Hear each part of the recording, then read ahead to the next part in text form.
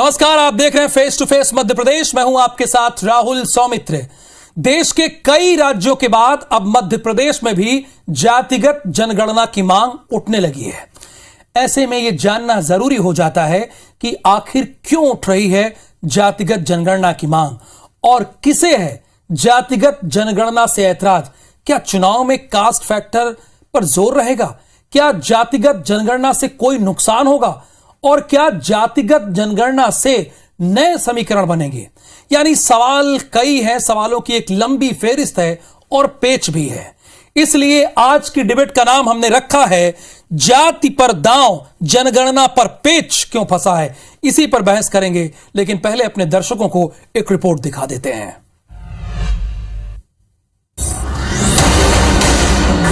जाति पर चुनावी दांव, जनगणना पर क्यों पेच? जाति वाली पॉलिटिक्स, जनगणना करेगी फिक्स। मध्य प्रदेश में विधानसभा चुनाव के पहले कांग्रेस ने एक बार फिर जातिगत जनगणना की पुरजोर मांग उठाई है। पीसीसी चीफ कमलनाथ ने कहा है कि इससे दूध का दूध और पानी का पानी हो जाता है, इसलिए जातिगत जनगणना जरूर होनी चाहिए। मैंने भी जातिगत गणना की मांग करी है, क्योंकि इस बेसिस में साफ बात, पानी का पानी, दूध का दूध अलग हो जाता है। क्यों नहीं किया जाए? इसमें खराबी क्या है, नुकसान क्या है? जाति जनगणना जरूर होनी चाहिए। हमारे प्रदेश अध्यक्ष आदरणीय कमलनाथ जी ने कहा है, तो बात सही है कि निश्चित रूप से लोगों को मालूम पड़ेगा अगर देश के अंदर जो मतदाता है उसमें कौन से वर्ग के लोग कितने जाते हैं, तो जानकारी तो हो। क्योंकि आज कोई भी आता है झूठा सच्चे गलत आंकड़े बताता है कि हमारी जाति कितने लोग हैं, हमारी जाति कितने लोग हैं। क्योंकि जाति आधारित राजनीति नहीं है, लेकिन जाति का महत्व तो है। क्योंकि लोग हर वर्ग चाहता है, जाति समाज के लोग चाहते हैं कि उनके प्रतिनिधित्व विधानसभा में और लोकसभा में पहुंचे। इसलिए अगर जातिगत जनसंख्या की कराई जाए तो उचित ही रहेगी। पूर्व सीएम कमलनाथ की मांग को बीजेपी ने खारिज कर दिया। बीजेपी ने उल्टा सवाल किया कि जब केंद्र में कांग्रेस की सरकार थी तो जाति जनगणना क्यों नहीं करवाई। वहीं गृह मंत्री नरोत्तम मिश्रा ने कहा कि कमलनाथ भटकाव की राजनीति करना चाहते हैं और लोगों को मुद्दे से भटकाते रहते हैं। पहले तो ये बताया वो कि पिछड़े वर्ग को आरक्षण उनने दिया था कि हमने, या वो सिर्फ घोषणा ही करते रहे, जैसे कर्जा माफी 2 लाख का 10 दिन में, जैसे नौजवान को बेरोजगारी भत्ता, ऐसे ही उनका पिछड़े वर्ग का आरक्षण था। कमलनाथ जी कहीं भी जब भी कोई बात बोले तो आप तय मान के चलिए कि वो भटकाव की राजनीति करना चाहते हैं, लोगों को मुद्दे से भटकाते हैं। 60-65 साल 70 साल तक कांग्रेस की सरकार रही, मांग क्यों करनी थी? इनकी सरकार ने क्यों नहीं कराई? वे भी जानते हैं कि कौन सी काम किस प्रकार से होते हैं, लेकिन शिगू पे छोड़ना है, माहौल ख़राब करना है, ऊट पटांग बातें करना है, ये रोजाना का शक्ल बन गया है। लेकिन जो होना है वो संवैधानिक तरीके से जो इस देश में होना है वो होगा। जाति पर राजनीति में कोई भी दल पीछे नहीं रहना चाहती, फिर जातिगत जनगणना पर खींचतान मची हुई है। आखिर इससे किसे नुकसान की चिंता सता रही है और इस पर ऐतराज क्यों है? Bureau report, IBC 24। तो सवाल कई हैं और इसी का जवाब जानने के लिए आज face to face Madhya Pradesh की ये बहस बुलाई गई है। हमारे साथ बीजेपी और कांग्रेस के साथ साथ वरिष्ठ पत्रकार भी होंगे। लेकिन बीजेपी का यह साफ कहना है, जब कांग्रेस की सरकार थी तो उन्होंने ऐसा क्यों नहीं किया? क्यों आखिरकार वो भटकाने की राजनीति कर रहे हैं? तो हमारे साथ बृजगोपाल लोया जी होंगे जो कि भारतीय जनता पार्टी के प्रवक्ता हैं, अब्बास हाफिज जी होंगे जो कांग्रेस के प्रवक्ता हैं, और वरिष्ठ पत्रकार के तौर पर हमारे साथ देव श्रीमाली जी होंगे जो मध्य प्रदेश की राजनीति को बड़े अच्छे से जानते और समझते हैं। तो अब्बास हाफिज जी, शुरुआत में पहले आप ही से करूंगा। जो आपने प्रश्न उठाया है पूरी मध्य प्रदेश की जनता के सामने और जनता के लिए, बीजेपी कह रही कि आपने भटकाव के लिए किया है और जब केंद्र में आपकी सरकार थी तो आपने इस बारे में तो कभी ध्यान ही नहीं दिया। देखिए राहुल जी, बहुत सी चीज़ें समय समय पर होती हैं। आरक्षण का काम कांग्रेस की सरकार में हुआ, आरक्षण बढ़ाने का काम कांग्रेस की सरकार में हुआ। ऐसी बहुत सारी चीज़ें हैं, जब उसकी ज़रूरत होगी, जब उसकी मांग आएगी तो उसके ऊपर फैसला लिया जाता है। भारतीय जनता पार्टी के आज शासनकाल के अंदर अगर कोई मांग बहुत ज़ोरों शोरों से उठी है तो उसके ऊपर भाजपा को नज़र डालनी पड़ेगी, भाजपा की सरकार को फैसला लेना पड़ेगा और जनता के मांग को लेकर उनको आगे कार्रवाई करनी पड़ेगी। जनता कास्ट बेस्ड जो सेंसस है, जो जिसको हम जातिगत जनगणना कहते हैं, इसमें आपत्ति किसको है? किसी को नहीं है। भाई अगर आपत्ति नहीं है और भारत के लोग ये जानने का अधिकार रखते हैं कि क्या हमारा क्या किस तरह का इक्वेशन है पॉपुलेशन का, तो अच्छी बात है। इससे बहुत सारी नीतियां बनाने में फ़ायदा होगा, बहुत सी योजनाएं बनाने में फ़ायदा होगा।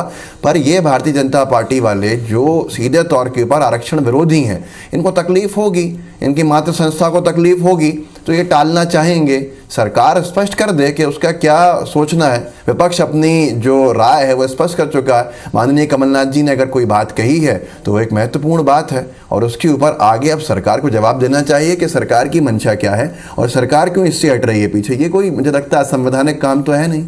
हर जाति को अधिकार है कि उसकी संख्या सही उसको पता हो, देश के अंदर कौन सी जाति के कितने लोग हैं उसका पता हो, एक इक्वेशन बने, तो सारी चीज़ें हैं। लेकिन इसके ऊपर क्यों पेट में दर्द होता है ये मुझे समझ में नहीं आता। तो कांग्रेस को ये समझ में नहीं आ रहा है कि इससे तकलीफ क्या है। बृजगोपाल लोया जी, इससे नीति बनाने में, योजना बनाने में आसानी होगी और लोगों का ये हक है कि उनकी संख्या कितनी है कांग्रेस मान रही कि ये तो जानने का हक है उन्हें।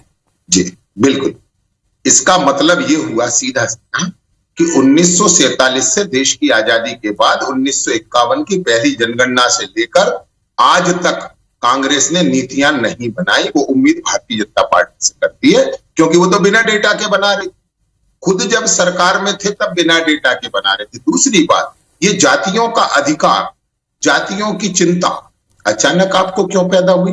2004 से 2014 तक केंद्र में यूपीए की सरकार में आरजेडी के लालू यादव जी और समाजवादी पार्टी के मुलायम सिंह जी सरकार में शामिल होते हुए इस मांग को करते रहे।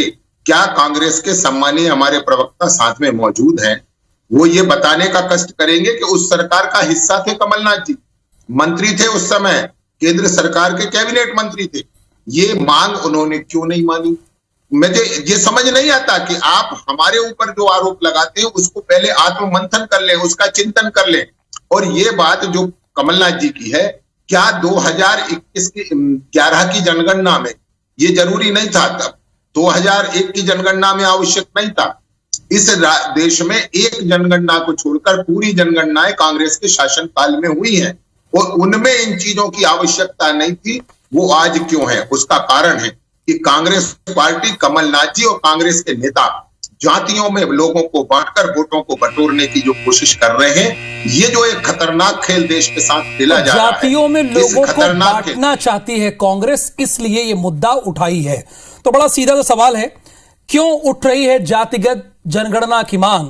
क्योंकि एक वरिष्ठ पत्रकार के जरिए पूरा मध्य प्रदेश सुनना जानना चाहता है। देव शिमाली जी। देखिए सौमित्र जी, ये जो जातिगत जनगणना की मांग है, सबसे पहले डॉक्टर राम मनोहर लोहिया ने उठाई थी और उनका नारा था जिसकी जितनी हिस्सेदारी, मतलब जितनी जिसकी जाति भारी उतना उसकी हिस्सेदारी। और इससे ये शुरुआत हुआ कि भाई वैसे जातिगत जनगणना कोई नई चीज नहीं है। हमने एससी और एसटी को, विमुक्त जातियों को पहले से इस जनगणना में शामिल किया और फिर उसके बाद पिछड़े वर्ग की जातियों को भी आरक्षण मिलना शुरू हुआ। तो निश्चित तौर पर मुझे लगता है, देखो, जाति और धर्म ये दोनों भारत की सच्चाई है। भारत में हर व्यक्ति अपवाद को छोड़ के धार्मिक है और हर व्यक्ति किसी न किसी जाति का है और जातियों का जो प्रभाव है और जातियों के प्रति जो आसक्ति है, इसे ना तो कोई मना कर सकता है। कैमरे के सामने मना कर सकते हैं, एक आइडियल दिखने के लिए मना कर सकते हैं, लेकिन ये सही बात है कि चाहे राजनीतिक दल हो, वो अपनी सारी संगठनात्मक नियुक्तियां जाति के आधार पर करते हैं। कभी कभी तो नियुक्ति पत्र में ही सामने लिख दिया जाता है कि ये यादव है, ये ब्राह्मण है, ये लोधी है, ये कुशवाहा है, लिखा रहता है। ऐसे भी लेटर हेड जारी हुए हैं। तो ये एक जातिगत जनगणना एक सच्चाई है, लेकिन ये बात भी सही है और ये भी सही है कि अगर ये सही आंकड़े आएंगे तो निश्चित तौर पर योजनाओं का अच्छे से बनना होगा। लेकिन राजनीतिक दलों की भूमिका तो उस मामले में बहुत ही डमाडोल रहती है। जैसा कि अभी बीजेपी के प्रवक्ता महोदय ने कहा कि भाई 47 से लेकर के और आपकी सरकार रही, डमाडोल रहती है। बिल्कुल ठीक कह रहे हैं देव शिमाली। चूंकि मैं समय से बंधा हुआ हूं और शुरुआती राउंड में सबको 1.5 ही मिनट मिलते हैं, इसलिए मैं आपको इंटरप्ट कर रहा हूं, माफ कीजिएगा सर। बृजगोपाल लोया जी, एक वरिष्ठ पत्रकार को भी यही लग रहा है, जो कांग्रेस सोच रही है एक वरिष्ठ पत्रकार को यही बात लग रहा है कि इससे कम से कम चीजें क्लियर होंगी, स्पष्ट होंगी। के आरक्षण को लागू हुए भी मंडल कमीशन की रिपोर्ट को आए हुए बहुत समय हो चुका है। उससे पहले मध्य प्रदेश में अर्जुन सिंह ने पिछड़े वर्ग को आरक्षण दिया, लालू यादव, और उससे पहले कर्पूरी ठाकुर ने बिहार में आरक्षण दिया।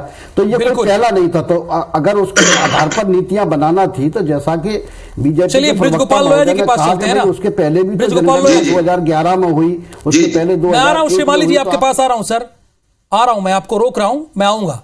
ब्रजगोपाल जी, इससे ये लगा, एक वरिष्ठ पत्रकार को भी यही लग रहा है कि इससे चीजें बेहतर होंगी, स्पष्ट होंगी। देखिए, मैं आपको एक बात पहले जस्टिफाई करूं, आज भी सेंट्रल गवर्नमेंट के पास और स्टेट गवर्नमेंट के पास, किसी भी राज्य की और वह किसी भी दल की सरकार, उनके पास पूरा एसटी का डेटाबेस मौजूद है, एससी का डेटाबेस मौजूद है, ओबीसी का डेटाबेस मौजूद है, और उसी आधार पर नीतियां देश में बन रही हैं। परंतु मैं आपसे ये पूछना चाहता हूं कि जब राम मनोहर लोहिया जवाहरलाल नेहरू के समय उठा रहे थे तब वो मांग असंगत थी, जब कर्पूरी ठाकुर इंदिरा गांधी के समय उठा रहे थे तब वो बात असंगत थी, जब मंडल कमीशन राजीव गांधी के समय प्रस्तुत हुआ तब वो चीज असंगत थी, जब मनमोहन सिंह की सरकार, आप देखिए, कभी इनकी सरकार के दौरान इन चीजों की आवश्यकता नहीं है। मैं कहना यह चाहता हूं कि कांग्रेस इस समय देश में एक समस्या मूलक पार्टी बन गई है, जबकि भारतीय जनता पार्टी समाधान मूलक राजनीतिक दल है। ठीक है, ये हमेशा अब्बास हाफिज ये जो इशारा होता है, आप ये मांग इसलिए कर रहे हैं क्योंकि जब आप कर सकते थे और जब करने की बारी थी तब आपने नहीं किया, चूंकि जातियों को बांटा जा सके, इसलिए आप ये मांग उठा रहे हैं। क्या ये सही है? राहुल जी, मैं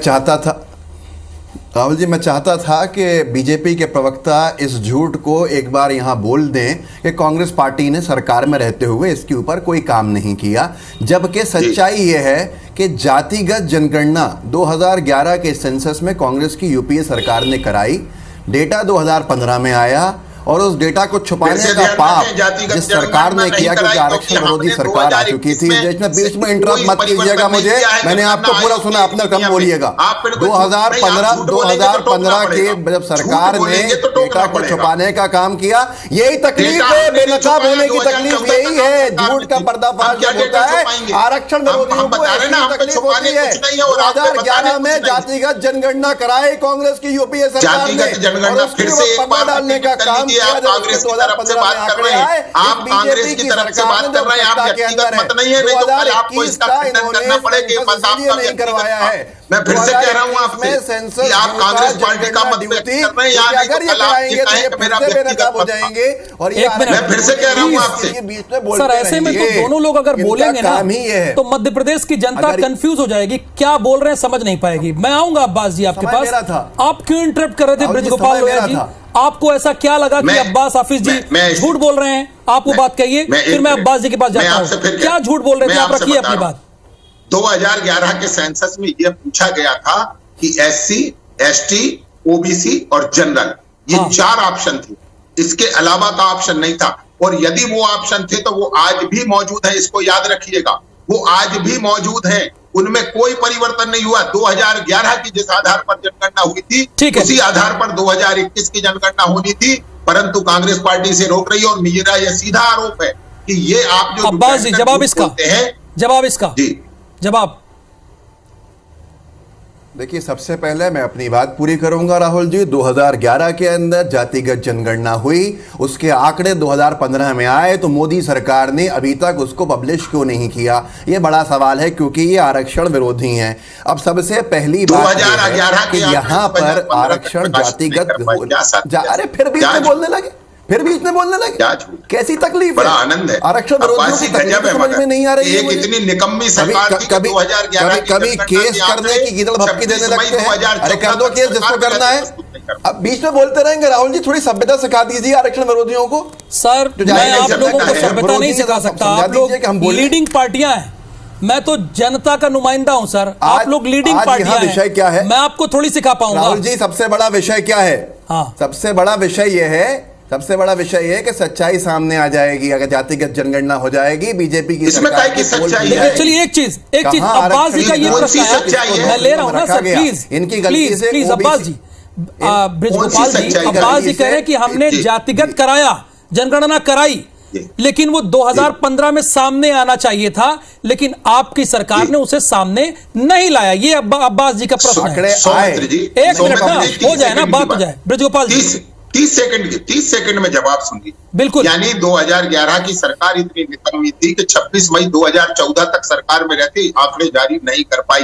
एक तो अब्बास जी ये स्वीकार कर रहे हैं, दूसरी ये कह रहे हैं कि इससे पोल खुल जाएगी। किसकी पोल खुल जाएगी? हम तो सारी जातियों में विश्वास करते हैं, सभी धर्मों में विश्वास करने वाले लोग हैं। हम जाति और धर्म के आधार पर 3 साल वक्त तो आपके पास था अब्बास जी। 1 मिनट, उधर से जवाब ये आया है बीजेपी की तरफ से कि 3 वर्ष तो उसके बाद आपके पास भी थे ना। भारत देश है ये, राहुल जी, ये भारत देश है। क्या 100 करोड़ की जनसंख्या है। महीने में होता है, जातिगत जनगणना में और जनगणना में समय लगता है। 2011 में शुरू हुई, इनके पास आंकड़े आए 2021 के शुरू पूरा सिस्टम ऑनलाइन है। 3 साल तो होगा, 2021 हुए। इस सरकार ने पब्लिश किया क्या इस समय में? ठीक है, इस सरकार ने क्या जनगणना सर प्रश्न आना चाहिए। 1 मिनट 2021 ब्रिजगोपाल लोहिया जी, मैं आ रहा हूं आपके पास। देखिए, समय का अभाव था, भारत देश है, अब्बास हाफिज जी कह रहे हैं वक्त लगता है, उनका ये जवाब आया है। जी, मुझे एक बात बताइए, जो सब सिस्टम ऑनलाइन है और 30 दिन की टाइम लिमिट सेंसेक्स की है, इसके बाद 3 वर्ष में अगर डाटा उपलब्ध नहीं है, इसीलिए ये देश को इतना पीछे करके गए थे 60 वर्षों की सरकारों में, क्योंकि डेटा आने में इन्हें 5-5 वर्ष क्या हुआ? और आज आपकी सरकार में 2021 के सेंसस का क्या हुआ? 2021 की जनगणना का क्या हुआ? और इसीलिए नरेंद्र मोदी जी के नेतृत्व में देश आगे जा रहा है, इसीलिए वो उसकी इज्जत बढ़ रही है। प्रश्न आने चाहिए, प्रश्न आने चाहिए, प्रश्न आने चाहिए। मेरे भाई ब्रिजगोपाल लोहिया जी, ब्रिजगोपाल लोहिया जी, इसी बीच अब्बास जी का एक प्रश्न ये है कि 2021 की जनगणना का क्या हुआ? 1 minute silence please sir. Brijgopal Lohia ji, 2021 का जनगणना का क्या हुआ?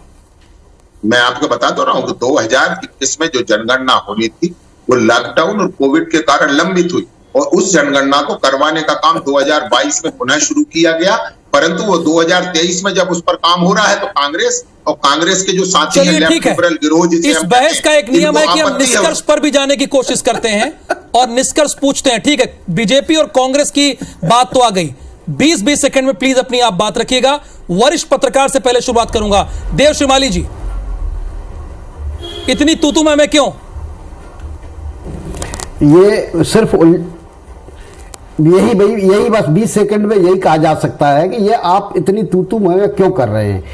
उन्होंने नहीं किया, आप करना चाहते हैं कि नहीं करना चाहते? करना चाहते हैं तो फिर करिए, कोई बात नहीं है। जातिगत सच्चाई है, और ये बात भी सही है कि अभी जो सरकार है उसको जातिगत जनगणना नहीं कर पाएगी, क्योंकि जो बैकबोन है। ठीक है सर, माफ कीजिएगा सर, समय थोड़ा अभाव है। ब्रिजगोपाल लोहिया जी, सबका साथ, सबका विकास, सबका विश्वास, सबके प्रयास में जाति और धर्म के आधार पर देश को नहीं बांटा जाना चाहिए, ये हमारा मत है जो आज भी है।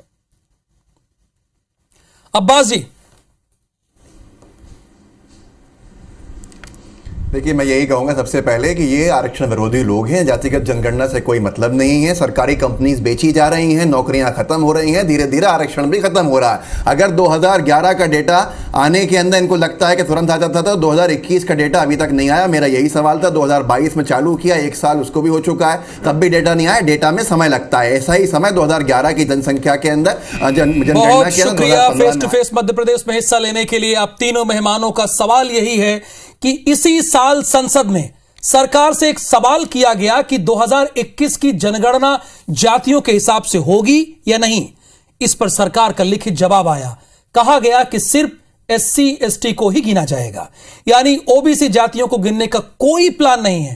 कहने का मतलब यह है कि केंद्र की सत्ता में जो भी पार्टी होती है वो जातीय जनगणना को लेकर आनाकानी करती ही है। विपक्ष में जब ये पार्टियां होती हैं तो जातिगत जनगणना को मुद्दा बनाती हैं। सोचिएगा जरूर। नमस्कार।